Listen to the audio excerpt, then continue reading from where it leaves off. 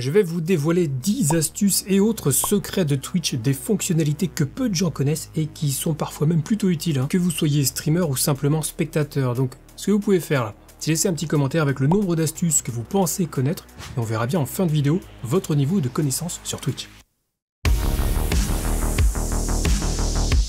On commence avec ce qui était probablement le plus gros easter egg sur Twitch jusqu'à présent, c'est le Golden Kappa. Alors les habitués de Twitch connaissent le Kappa, cette émote qui reprend le visage de Josh Tesseno, un ancien employé de Justin TV, qui est en quelque sorte l'ancêtre de Twitch. C'est l'une des émotes les plus utilisées sur Twitch, elle sert notamment à marquer le sarcasme. Eh bien il a longtemps existé une espèce de légende urbaine sur une version dorée de cette émoticône, le fameux Golden Kappa, qui apparaissait de façon aléatoire dans le chat d'une chaîne Twitch.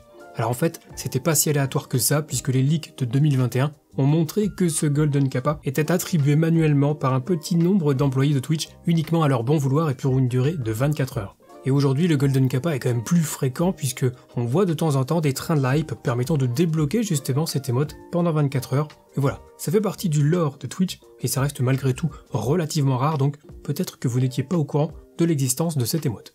Pour rester sur les émotes, si vous êtes passé affilié ou que vous êtes partenaire, vous pouvez proposer des émotes à votre communauté. Ça fait partie des contreparties sympas quand quelqu'un s'abonne à votre chaîne. Et bien si vous n'avez pas d'émotes personnalisées, sachez que Twitch met à disposition de tous les streamers des émoticônes entièrement gratuites. Pour y accéder, quand vous êtes dans votre bibliothèque d'émotes, vous verrez un onglet intitulé tout simplement émoticônes par défaut. Cliquez dessus et là vous aurez accès à 20 émotes dans 6 couleurs différentes. Que vous soyez team chien, team chat ou que vous préfériez les émotes textuelles, vous pouvez utiliser gratuitement ces émotes. C'est plutôt sympa et ça dépanne le temps d'avoir ses propres émotes. Allez, pour terminer avec les émotes, sachez que vous pouvez, en tant que spectateur, débloquer gratuitement de nouvelles émotes sur Twitch en activant simplement l'authentification à 2 facteurs sur votre compte. Outre le fait que ça sécurise évidemment votre compte, en activant cette authentification à 2 facteurs, vous pouvez récupérer 6 émotes qui commencent toutes par le préfixe SIR et qui sont utilisables partout sur Twitch, peu importe que vous soyez sub à une chaîne ou non. Allez, on va faire un petit tour du côté des panneaux de chaîne qu'on trouve dans l'onglet bio d'une chaîne Twitch ou sous le lecteur vidéo quand une chaîne est en live, et où le streamer peut mettre ce qu'il veut, notamment des images. Vous avez sans doute remarqué que bien souvent, il y a un panneau pour s'abonner. On clique dessus et on arrive sur une page pour prendre un abonnement à la chaîne en question. Sauf que ce lien mène vers l'abonnement de niveau 1 uniquement, et on peut pas le changer, on peut juste modifier la durée de l'abonnement. On peut ajouter un simple paramètre dans l'URL pour amener directement aux autres niveaux de sub. Si j'ajoute un underscore 2000 à la fin de mon lien, je pourrais rediriger vers les abonnements de niveau 2. Et en ajoutant un underscore 3000, je vais pouvoir rediriger vers les abonnements de niveau 3. On pourra ainsi mettre différents liens dans ces panneaux ou les mettre sur son site internet, pourquoi pas. Et ça, je suis presque sûr que très peu d'entre vous connaissaient cette astuce.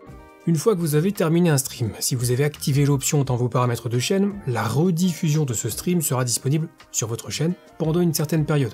La durée de vie normale d'une rediffusion sur Twitch, c'est de 7 jours, ça passe à 14 jours si vous êtes affilié, et jusqu'à 60 jours pour les partenaires Twitch ou si vous avez un abonnement Twitch Turbo ou un abonnement Prime Gaming. Après quoi, la rediff disparaît complètement de votre chaîne et n'est plus récupérable. Il est possible de garder une rediffusion sans limite de temps sur sa chaîne en trichant un petit peu et en utilisant la fonctionnalité temps fort. Vous allez voir, c'est très simple. Déjà, on va aller dans le studio vidéo. À côté de la rediffusion que vous voulez garder, cliquez sur le bouton temps fort. Là, vous aurez une sorte d'éditeur, un peu comme pour les clips, et tirez simplement la zone à conserver. Vous pouvez par exemple supprimer la scène d'intro avec le compte à rebours ou la scène de fin, puis cliquez sur le bouton publier les temps forts. Le temps fort sera alors publié et conservé à vie sur votre chaîne. La preuve avec ces analyses de chaîne que j'ai faites en mars 2021 sur ma chaîne, vous voyez qu'elles sont toujours là. Pareil, si je regarde mes chaînes dans l'onglet vidéo, je peux les retrouver sans aucun problème. Autre petite astuce pour les rediffusions Twitch. Je me rends compte qu'au final, peu de gens connaissent ça et j'ai été assez surpris, mais pour celles et ceux qui réutilisent leur rediff pour faire du montage par exemple, sachez qu'il est possible d'ajouter des marqueurs durant votre stream pour retrouver facilement les moments importants sur la VOD. Pour ça, vous pouvez utiliser l'action rapide depuis votre gestionnaire de stream, ou si vous avez un Stream Deck, vous pouvez aussi associer une touche à cette fonctionnalité de marqueur. Vous pouvez mettre autant de marqueurs que vous voulez durant un live, et sur la VOD, ensuite vous les verrez via l'éditeur, et vous pourrez ainsi retrouver tous les meilleurs moments de votre stream.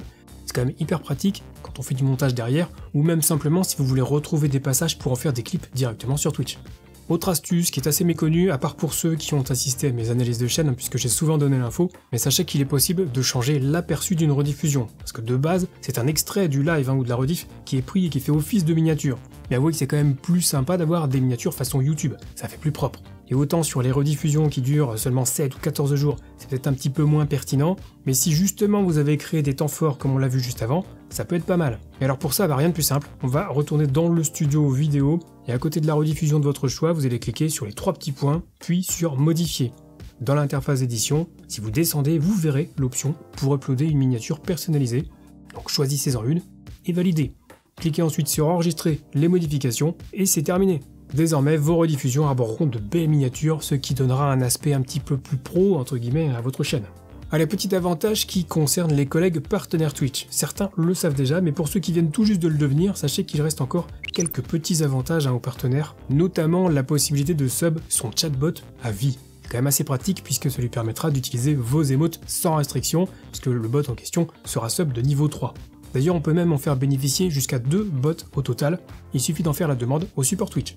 De la même façon, vous pouvez offrir un sub à vie à 1, 2, voire 3 personnes de votre choix, en plus des bots, selon que vous ayez atteint les paliers de 50, 250 ou de 500 abonnés. Vous pouvez choisir le niveau d'abonnement offert, par exemple sur ma chaîne, mon épouse a un sub de niveau 3 à vie, c'est cadeau. Un petit mot concernant la protection contre les déconnexions.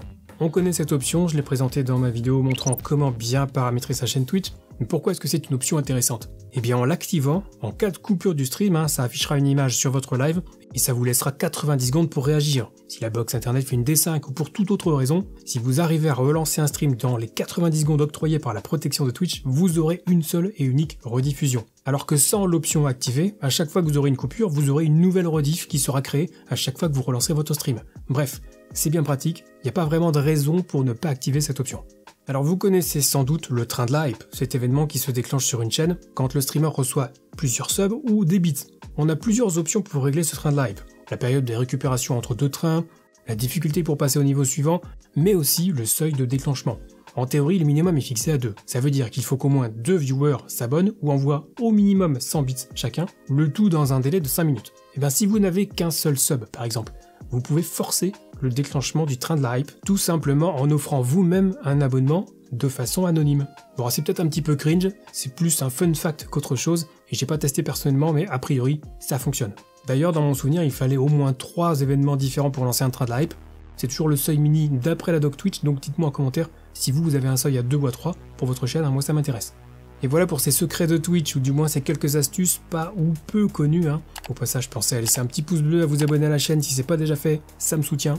Et maintenant que vous êtes au taquet sur Twitch, testez vos connaissances sur OBS avec cette vidéo dans laquelle je vous présente quelques-uns des secrets d'OBS que peu de monde connaît.